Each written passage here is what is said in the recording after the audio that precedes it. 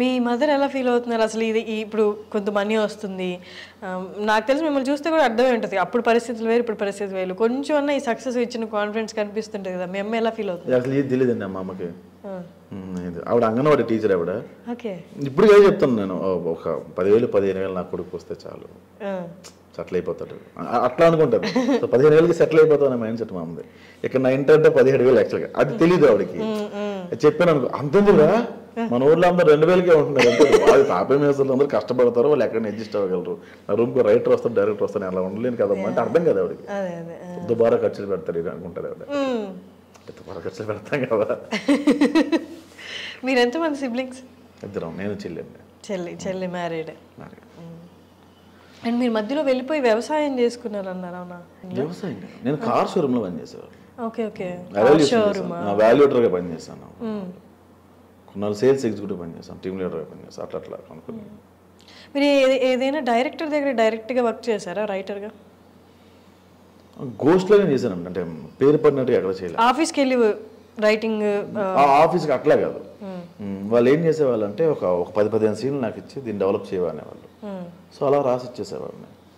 షూటింగ్కి వెళ్ళినా కూడా మనం అప్రెంటిస్, అంటే మనం లీగల్గా వాళ్ళ ఎంప్లాయ్ కాదు, డబ్బులు తీసుకోవట్లేదు కాబట్టి మనకు ఆ లిబర్టీ ఉండదు. ఏం చేసేవాళ్ళంటే వాళ్ళు అక్కడ షూటింగ్ చేస్తూ నేను దూరంగా చూసాను, ఈ ఫ్రేమ్ ఎలా పెడుతున్నాడు, ఈ ఫ్రేమ్ ఎలా పెడతాడు, ఈ ఫ్రేమ్ ఎలా ఎందుకు పెడుతున్నాడు, నేను రాసుకోవడం తప్ప అక్కడ పనిచేయాలి. ఎక్కడైనా మీరు ఇందాక అన్నారు కదా, ఆఫీస్కి వెళ్తే కొంచెం నీచంగా సరిగ్గా అడ్రస్ చేయలేదు మిమ్మల్ని, ఎట్లా ప్రాపర్గా అడ్రస్ చేయలేదు, అట్లా ఇంకేదైనా సిచ్యువేషన్స్ ఉన్నాయా మీరు రైటర్గా కానీ, లేకపోతే ఇలా పిచ్ చేస్తున్నప్పుడు, మీ స్టోరీస్ పిచ్ చేస్తున్నప్పుడు, అంటే ప్రాపర్గా మన గుర్తింపు లేకుండా వెళ్తే చూస్తారు కదా, పెద్ద రాసుకొచ్చాడులే పెద్ద స్టోరీ అంటే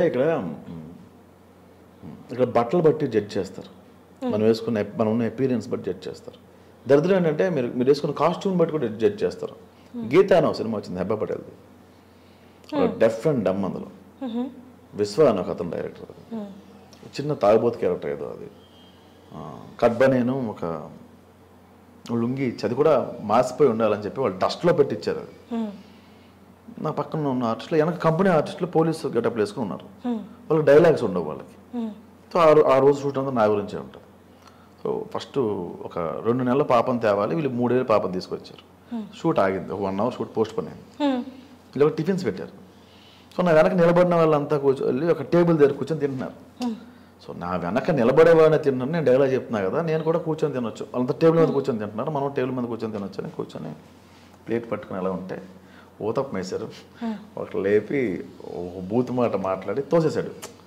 అక్కడ కూర్చోలో తెలియదేటనే కానీ తన్నగిలే జూనియర్ ఆర్టిస్ట్ లైన్లో పడ్డా. అయితే వాడు చట్నీ ఇలా వేసాడు, అది ఎలా ఆడింది. ఫుడ్ దగ్గర ఏంట్రా మీకు పార్షియాలిటీ, నాకు కొడకలేదనుకున్నా. సరే తినేసి కూర్చున్నదాన్ని ఆయన వచ్చి లేపేశాడు, తోసేశాడు, లేపి తోసాడు ఆయన. కడ్బా నేను వెరీ రీసెంట్ 1 or 2 years కూడా అవ్వలేదు అసలు. అట్లా జరుగుతుందా? చాలా దారుణంగా తోసాడు అబ్బాయి. అయిపోయిన తర్వాత ఫస్ట్ మార్నింగ్ ఇది టిఫిన్ టైంలో సరే డైలాగ్ దర్శనం చెప్తున్నారు, డైలాగ్ నాకు క్లోజ్ పెట్టారు, 20 నిమిషాలు క్లోజ్లో అయిపోయాయి అని చెప్పేసాను. సో మధ్యాహ్నం 2 అయింది, నాకు డైరెక్టర్ బాగా ట్రీట్ చేశాడు ఆయన. సో మళ్ళీ లంచ్కి కూర్చున్నాం. సో లంచ్కి కూర్చుంటే మళ్ళీ తోసేస్తారేమో అని చెప్పి మళ్ళీ జూనియర్ ఆర్టిస్ట్ లైన్లోకి వెళ్ళి పట్టుకొని నిలబడ్డా. మళ్ళీ అదే పర్సన్ వచ్చి ఇలా పట్టుకున్నాడు, తోసిన ఆయన వచ్చి నన్ను తీసుకొచ్చి టేబుల్ మీద కూర్చొని పెట్టి, బేసిక్గా క్రూకి చికెన్ వేస్తారు, వేరే వాళ్ళకి ఎగ్స్ వేస్తారు, కొంచెం మంచి కూర వేస్తారు. ఇక్కడ జూనియర్స్కి నార్మల్ రైసే ఉంటుంది, ఇలా కొంచెం వేరియేషన్స్ ఉంటాయి అక్కడ భోజనాల దగ్గర. వాడు నన్ను కూర్చోబెట్టి చికెన్ వేసి అలా అన్నాడు. నాకు అర్థం కాలేదు. సారీ అండి మీరు పెద్ద ఆర్టిస్ట్ అని తెలియదు అన్నాడు. పెద్ద ఆర్టిస్టా, చికెన్ మిస్ అయిపోద్ది ఎందుకు వచ్చింది కూడా డైలాగ్ చెప్పాను కదా అక్కడ. సో అది అంటే ఈ బట్టలు చూసి వాడు నన్ను జూనియర్ ఆర్టిస్ట్ అనుకున్నాడు. సో అట్లా జడ్జి చేస్తారా ఇక్కడ అనిపించింది.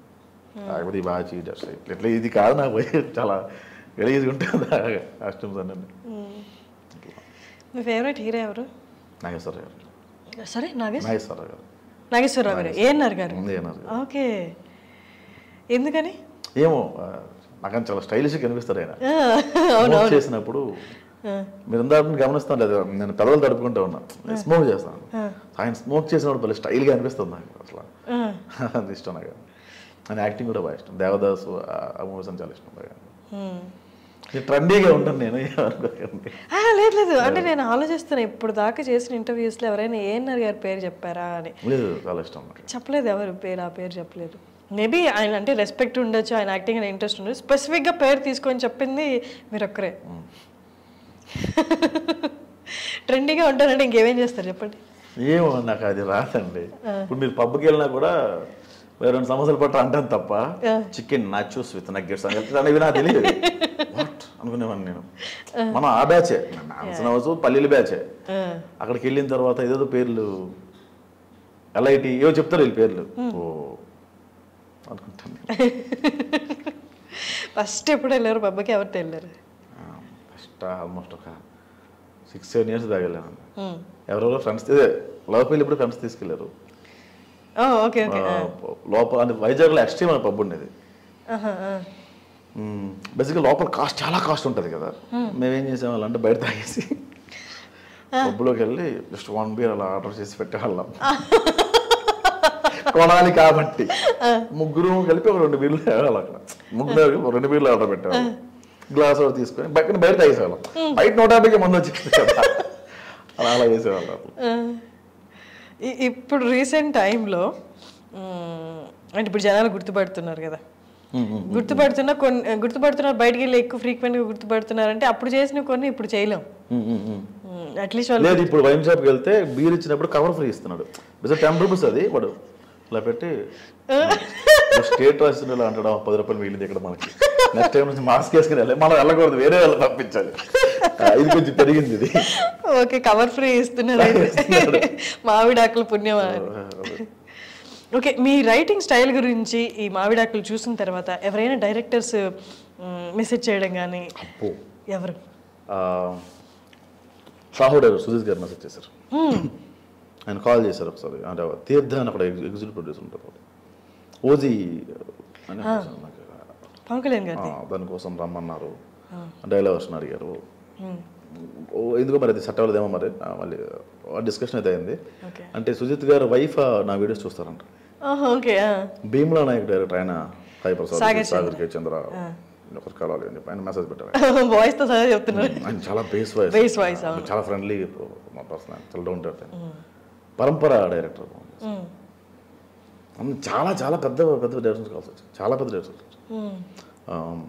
నేను మీకు బాగా కావాల్సిన వాడు నా సినిమా దగ్గర. కృష్ణ చైతన్య అని ఆయన రీసెర్చ్ కమ్ డైరెక్టర్. ఆయన ఏం సినిమా చేశారన్న రీసెంట్గా చేశారు, చలమోహన్ రంగా, కృష్ణ చైతన్య డైరెక్టర్ తెలుసు, రౌడీ ఫీల్ చేశారు ఆయన. చాలా మంది మెసేజ్ చేశారు.